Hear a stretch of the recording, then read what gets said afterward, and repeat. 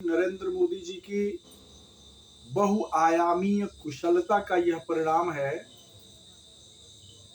कि यूरोप में जो रूस का हिस्सा है वहां कलमीकिया नाम का गणराज्य, जो वास्तव में अब रूस का हिस्सा है,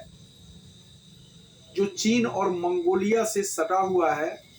और रूस के यूरोपीय हिस्से में पड़ता है,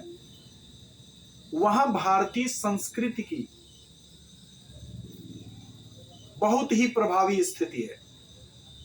जिसे माननीय नरेंद्र मोदी जी की दूरदृष्टि ने पहचाना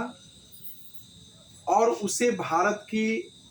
शक्ति, यूरोप में भारत की शक्ति बनाने की दृष्टि से उसे जोड़ने हेतु उत्तर प्रदेश के उप मुख्यमंत्री श्री केशव मौर्य जी के नेतृत्व में भगवान बुद्ध के वे अस्थि अवशेष जो कपिलवस्तु के विहार से 1898 ईस्वी के उत्खनन में मिस्टर विलियम पेपे के द्वारा प्राप्त किए गए थे, जिसे उन्होंने ब्रिटेन भेज दिया था, उसका एक हिस्सा, और जो पिछले वर्ष हांगकांग, जो चीन का हिस्सा है, वहां नीलामी के लिए प्रस्तुत किया जाना था विलियम पेपे के परिवार के लोगों के द्वारा, उसे मोदी जी ने तत्परता दिखाते हुए उन अस्थि अवशेषों के हिस्से और अन्य तमाम ऐसी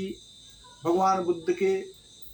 परिवार, जो कपिलवस्तु का राज परिवार था, उससे संबंधित वस्तुओं की नीलामी को रोकवाया, उसे भारत मंगवाया और पुनः उसमें से, उन अस्थियों में से एक हिस्सा रूस के इस एलिस्ता नगर में, जो सनातनी नगर है, जो सनातन संस्कृति का केंद्र है और जो गणराज्य जिसकी राजधानी एलिस्ता नामक नगर है, वह पूरा का पूरा गणराज्य भारतीय संस्कृति के अनुयायी लोगों, सनातन भारतीय संस्कृति के अनुयायी लोगों यानी बौद्ध लोगों का बहुतायत का हिस्सा है।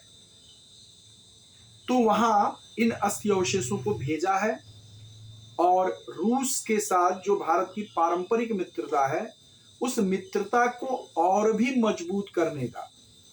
एक आधार बनाया, क्योंकि उस गणराज्य के लोग भारत को पूजा की दृष्टि से देखते हैं। यह मानते हैं कि हमारा जो बौद्ध धर्म है वह भारत से ही आया और हमारे भगवान बुद्ध भारत के ही थे, इसलिए भारत के प्रति उन लोगों के मन में अगाध प्रेम है। ऐसी स्थिति में रूस से जो भारत के मित्रता का संबंध था, वह इस कदम से और मजबूत हुआ है और यह एक प्रमाण है कि नरेंद्र मोदी जी एक सच्चे भारत भक्ति के रूप में देश के हित में निरंतर चतुर्दिक सभी पक्षों पर विचार भी करते हैं और जो भी आवश्यक होता है उसकी ओर कदम बढ़ाते रहते हैं। ये भारत का सौभाग्य है कि इस चरण में हमें ऐसे प्रधानमंत्री की प्राप्ति हुई है। वंदे मातरम।